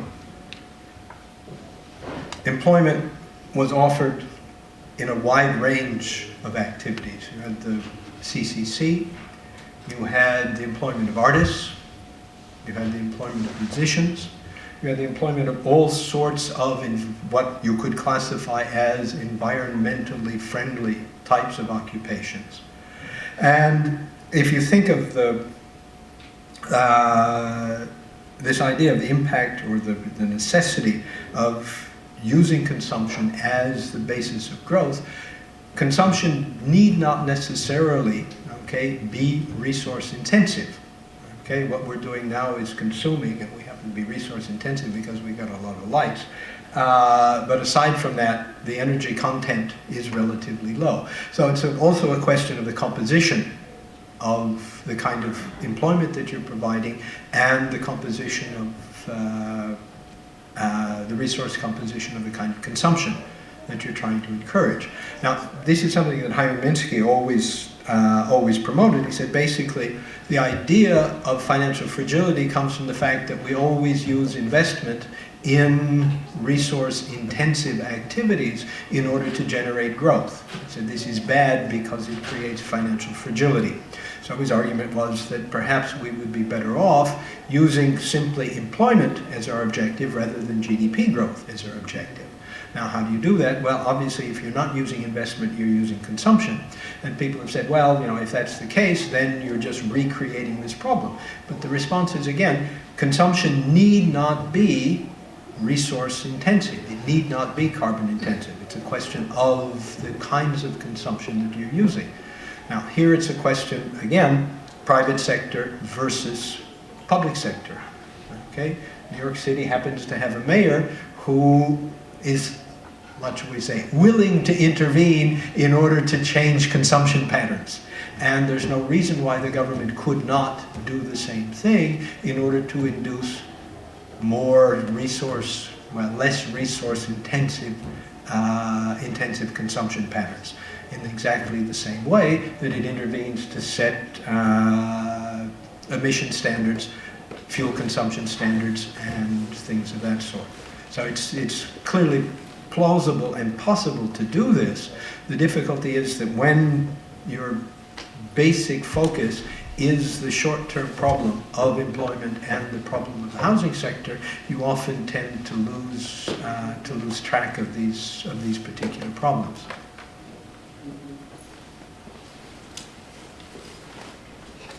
I'd also comment that full employment is about having anybody willing and able to work. And so it doesn't necessarily, to reduce involuntary unemployment, you can also do things like reducing working hours. And so people consume leisure rather than working and producing more goods and consuming more goods. I mean, that's what Keynes suggested towards the end of his life on how to implement full employment.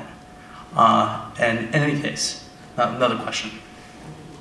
So moving away from the U.S. framework, so let's say you're a very poor country in terms of you have very little resources and the currency that's very devalued.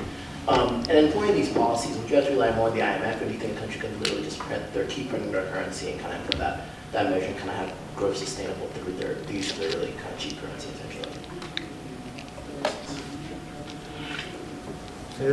And a developing country instituting growth, and they have if a currency is very devalued, a currency that maybe trades like $50 equals $1 US. So not really able to use a very strong currency and instituting growth in their country. Do you think they have to rely on the IMF and getting funds, like US funds to do that? Do you think they can really use their currency and they can employ these policies if they're not the US and not this currency that people want? You want to take that, John?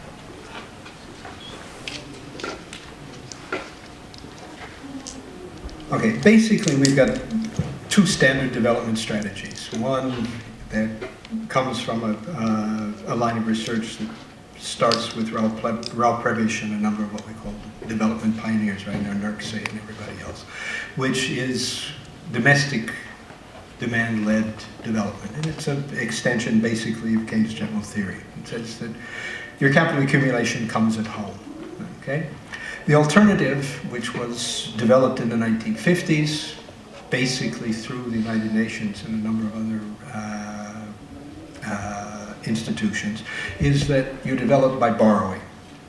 Okay, so what you do is you import, and you import because you're able to borrow to do so. So on the one hand, what you're doing is you're running an external surplus, on the other hand, you're running an external deficit. Now, we have examples of both of these types of policies. China, Southeast Asia sit on one side, Latin America sits on the other side. Okay? Now, this is the first question that you have to answer. Is it more sensible to earn, what Prebish said, earn your way to development, okay, by developing domestically, or is it better to borrow your way to development by borrowing and importing the goods you need in order to set up your domestic sector? Now, next point is that for most countries, in particular Latin American countries, you have a split between your primary sector and the idea that you would like to be able to develop some sort of manufacturing sector, okay? So when you're talking about the exchange rate, basically you have two different economies, and this is what we usually call dual economies within a particular country. Now, basically what the IMF and the World Bank have done is to insist that all developing countries have a single currency, okay, and that they use that single currency in order to produce fiscal and macroeconomic balance. In the 1950s and the 1960s, there's a substantial literature that comes from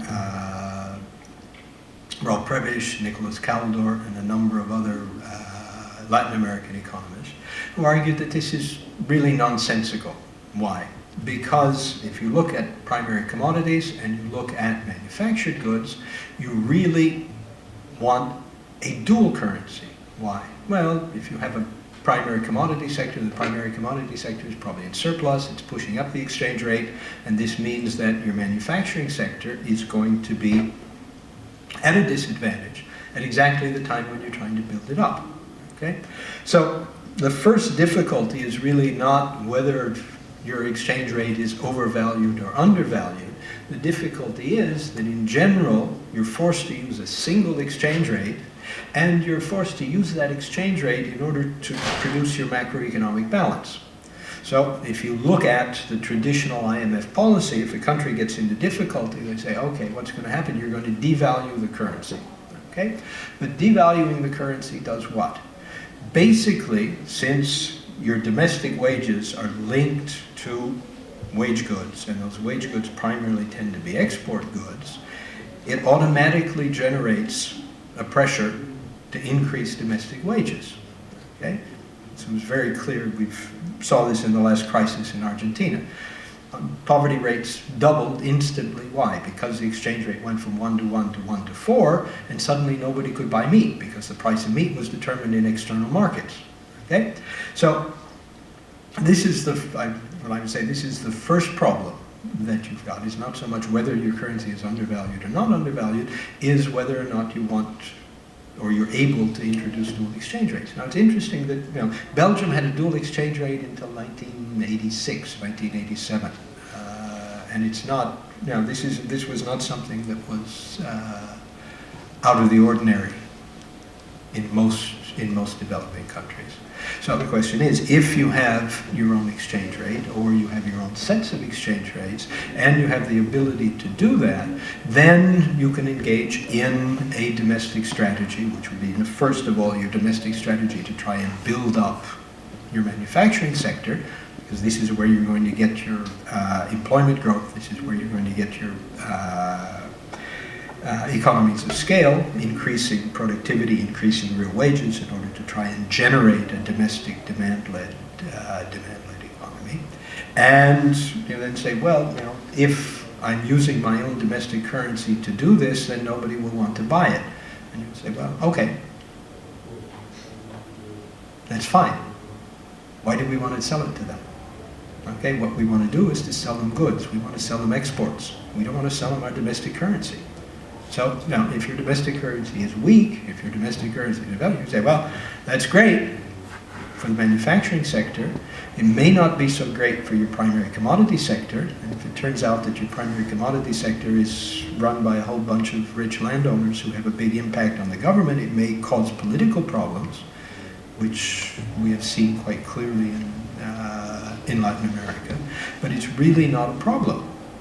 Say, well, so what? The problem really is not using your own currency. The problem is not whether people are willing to buy it. The question is, are you able to develop a domestic development strategy which allows you to expand your exports sufficiently rapidly in order to develop? That's it. China managed to do it. Most South Asian economies managed to do it using their own currencies. Okay? China use the RMB, this is no difficulty. Obviously, yes, they did have to have capital controls.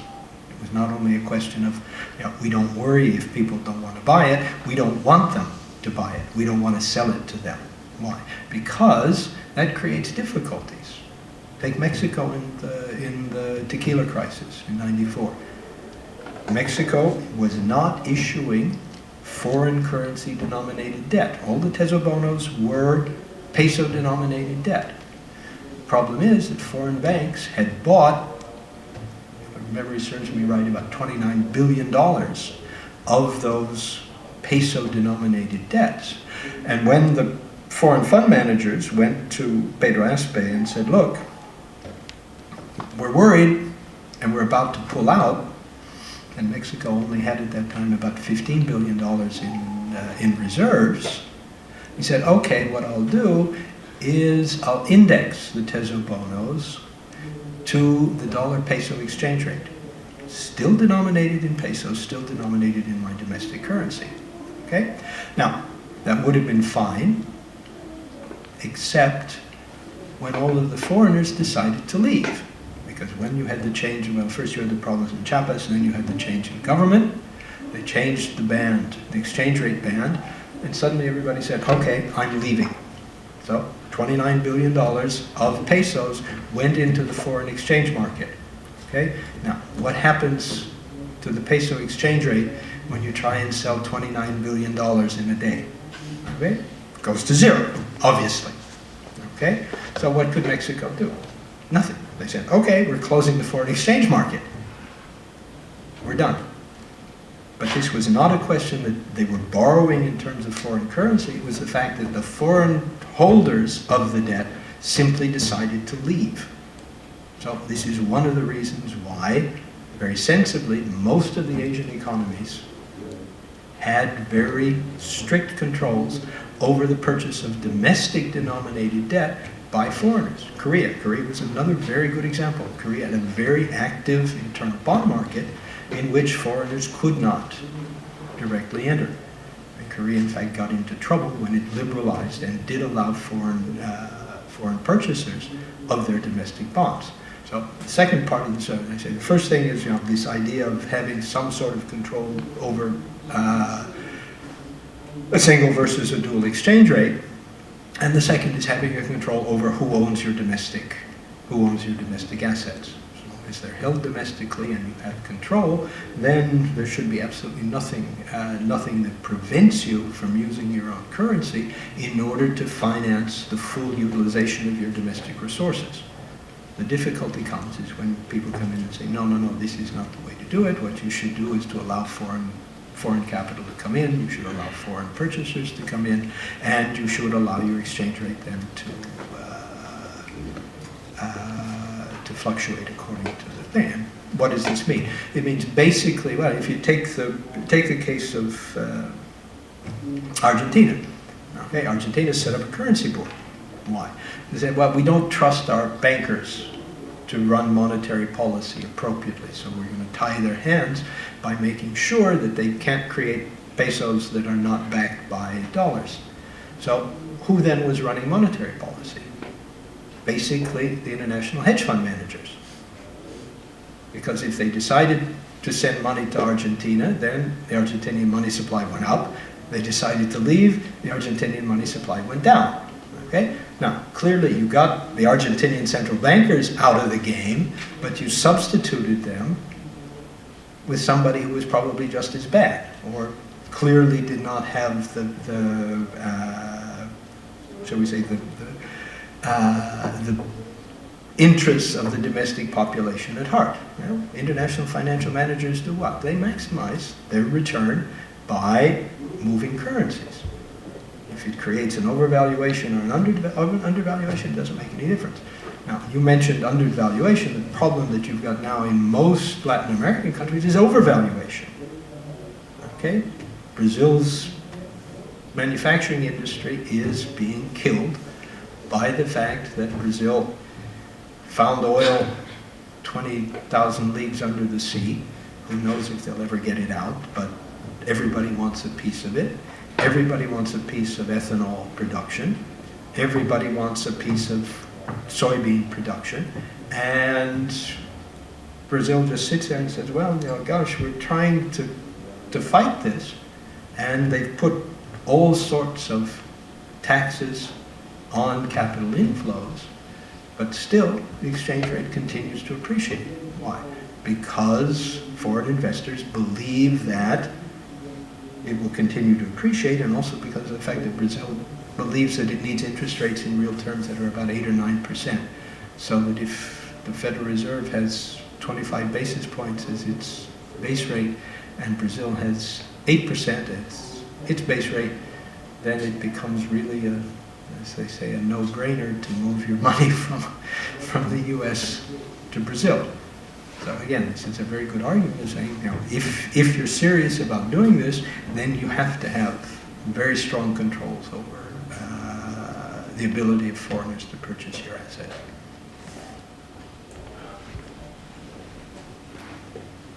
Thank you. I think we're going to take a couple more questions from the internet, and then we'll be done. Yeah, so the first question is actually one of the ones that we sort of had in a series description, which is on this idea of a double currency.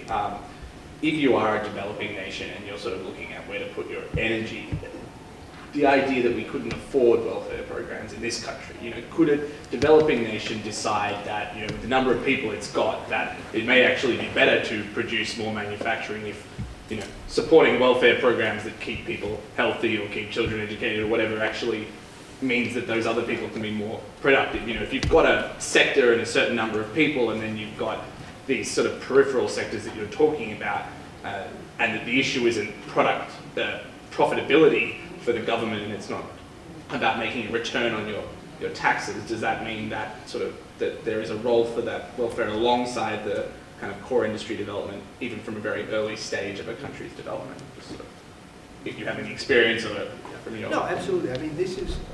You can actually use that if you just do. Yeah. No, we have You this. press the button on it. No, there's, oops. Oh, wow. No, there's a certain amount of cognitive dissonance that you have between people who work on the theory of economic development and people who work on financial stability, financial and fiscal stability. Because the first thing that we say is, well, the most important thing is the education of the population and the health of the population. But whenever the government gets into difficulties, what are the first things that get cut? Education and health expenditures. Okay? So you have this, I say, this cognitive dissonance in the theory, which says that if we're going to have macroeconomic stability, we have to balance the budget. We balance the budget by getting rid of these expenditures, but at the same time, we know that the basic sources of growth come from education and having a reasonably healthy labor force. So there is a very clear imperative for most countries, if they are willing to use the power that they have in terms of monetary sovereignty in order to actually use it. Okay? Now, if you look at most, and again, most of my experience is in Latin America. In general, most Latin American countries have excess supplies of doctors, for example.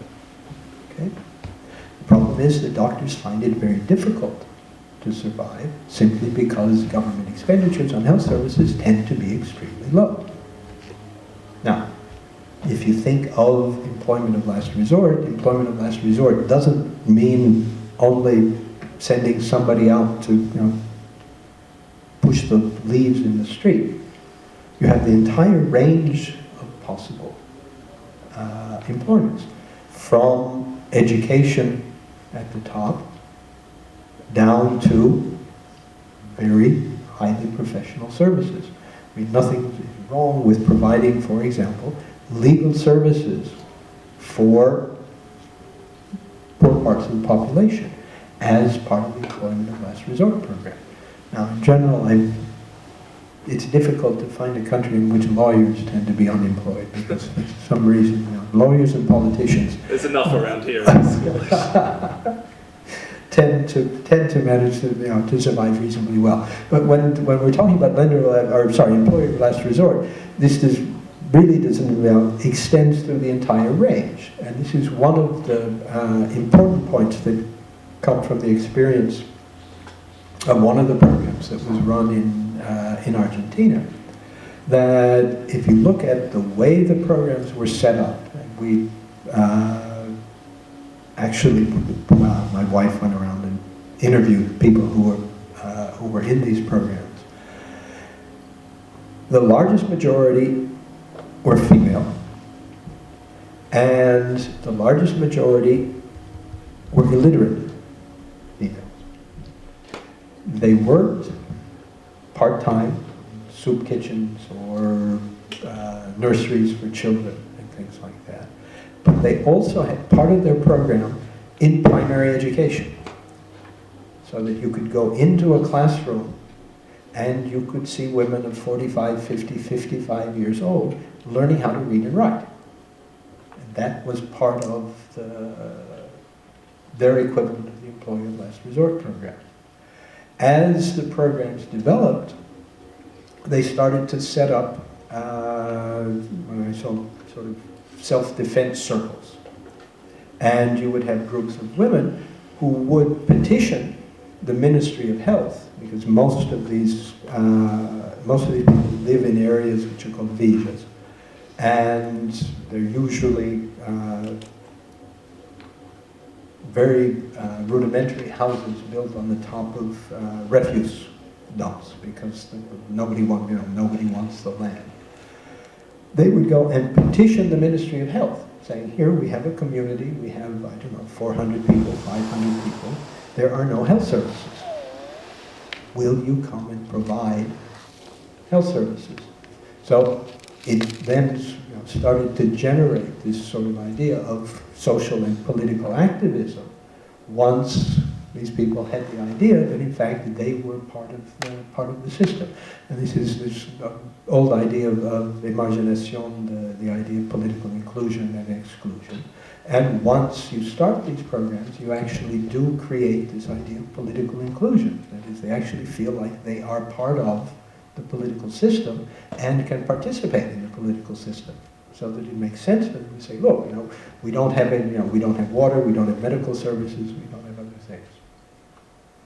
One of the programs was a group of girls got together and actually produced the, the provision, the water supply. That is, they went to the government and said, look, we have no local water supply, we have no local sewage. Will you provide us with the tubes and everything else, and we'll put it in. And they did.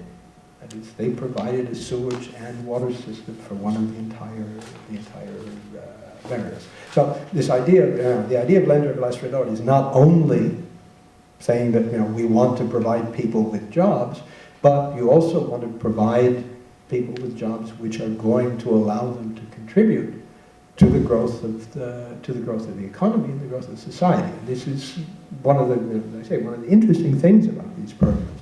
But the other important point is that they were almost all generated at the local level. Okay, it wasn't the Ministry of Labor who said, we're going to give you money to do this. The Ministry of Labor said, here, we have funding available for people who propose projects. And the monies that were then allocated according to the project. So if somebody came in and said, I want to set up a soup kitchen, or I want to set up a nursery, and in fact, some of them that we visited were in fact small internal complexes, where you had the soup kitchen, you had the nursery school, you had a workshop in which they learned how to sew. They had small plots of land where they actually grew vegetables and things like that that went into the thing. So the idea is it's a much broader concept than simply providing a job or simply providing an income, which allows the expenditures to rise and fall with the changes in the private sector decisions to spend. I just have one more question, Dr. Harvey, which is the idea of America becoming less competitive with its goods and things like this when it comes to the exchange rate. I was just wondering if you could talk about, or just any ideas about the degree to which the trade, like real trade versus capital flows, has an effect on exchange rates, and whether or not it's possible to really look at changes in exchange rates and say, we're becoming less competitive as a country, we're becoming less productive as a country, and even if we were at full employment, we're in decline. This is the end of the American century, or whatever it is, and just sort of what you think those things, how those things fit together in the international. I'm going to use the microphone for a minute because I haven't done that all night. I think it is the end of the American decade and we're all going to die. Well, let's see, there's a number of questions here all mixed in, I guess. First of all, in terms of what tends to drive the exchange rate, the capital flows or trade flows, because I guess, you look at exchange rate and you're asking, or let me see, are you asking, are we viewing fluctuations of the exchange rate as a result of changes in competitiveness, or as a cause? As a result, exchange rates move when people alter their portfolio of assets internationally. I mean, the capital flows are about 10 to 1 bigger than trade flows, and money goes to where the higher interest rates are, and so trade is such a small proportion of what drives exchange rates is that it's I don't want to say it's irrelevant, well, it's close. And so, capital flows are driving the exchange rate. So I would not say that, oh gosh, look, the dollar's depreciating, therefore we must be becoming less competitive. We must be becoming, higher cost or whatever. No, the dollar's going down because international portfolio investors are not putting their money in the dollars, they're putting it into something else. So and if you track the dollar since 1970 or since the collapse of Bretton Woods, I mean, especially starting about I guess late 70s or so. I mean, we're following financial capital flows, and the dollar goes through periods of sort of benign neglect from the government until balance of payments get to the point where people complain about it, and then they decide, oh, I guess maybe we ought to say something about maybe talking the dollar down or something. But now, so that's no, I don't think that fluctuations in the dollar reflect the changes in U.S. productivity. I think they reflect international capital flows. But what was the collapse of America question? Just that, if you are at full employment, is that sort of the end? Is everyone screwed if your terms of trade are going down or something even at that stage? Is someone like Japan who's got this high public debt and they've got a small country, are they going to be in the long run not able to keep up their standard of living because they're not being able to provide anything? And Right. So if you're at full employment, but you're becoming less competitive, is that the question? Yeah, just if it's possible to look at these financial level flows to see whether or not that lack of competitiveness is actually eventuating. Oh, okay. I don't think so. I mean, the dollar. I teach a class on exchange rates, and you know what I hated about economics is that we never talked about the real world. I keep telling my students we're about to talk about it, and they start crying because they don't know what to do because we've never done that. When I was a political science major and I watched the news and they would talk about today the Mozambique People's Liberation Army did so and so, I was like, I know who they are and I know who backs them and I feel more educated. And I loved economics, obviously, but I never heard Walter Cronkite say today the IS curve shifted to the right. And so I never felt more educated from making it. When I went to school, it was and even then I went with institutionalists and still for the most part. So. But what we end up talking about in class is basically, to a large extent, no, the fluctuations in the dollar are following interest rate differentials and capital flows. I guess the big run up from like 81 to 85 or so, the U.S. is doing the monetarist experiment where we have these huge double-digit interest rates, and the U.S. economy is growing faster than its trading partners, so the dollar's going up. As a result of being more competitive? No, as a result of that's a really good investment. And you would hope that those two things would go together, but they generally, they don't necessarily do. That instead, you're looking at a short-term investment, and I hesitate here. There's a guy here in town you want to talk to over at the New School, Will Milberg, that I think knows a lot more about trade flows than I do. In fact, I think I'm supposed to be anonymous, but I was one of the reviewers of the book that he had co-authored coming out with, but it was very good. And he believes that, he believes some things I haven't worked through my head yet that were very different from what I was thinking, and I really admire Will, and generally speaking, when I read something that I don't understand, it's because he's right and I'm wrong. I am beginning to doubt my understanding of the relationship between exchange rates and goods and services. Then I don't know what to tell you because I'm beginning to doubt it. So I got to read the book when it comes out. And that's one of the few places where we make money, by the way, is you get nothing from reviewing an article, but you actually get a couple $100 from reviewing a book. So that was very nice. And I got it twice because I agreed, I'll look at it again. And so they revised it and I got it back. But generally speaking, and I'm still not sure that I've gotten to your question, but that the exchange rates are driven by capital flows. And I don't see them as a reflection of, developed economies. Now, Jan would probably speak much better about developing economies than I could. But then, of course, you talked about the problem of dual exchange rates and so forth. And it's just not that simple. So, but I say this: if we're at full employment, screw the rest of it. I mean, that's that's the goal. I guess Warren Mosler was saying that, or was it Mike Norman who's going to be coming here? That geez, who cares about all these issues of losing jobs in Ohio and so forth if we're at full employment? I'm not sure I entirely agree with that, but there's something to it. Anyway, that was a terrible answer. What a terrible way to end today's session. All right, well, I guess thank both of our speakers for coming here and answering questions, both digitally and in person. And I think that's it. Thank you very much. Thank you very much for coming.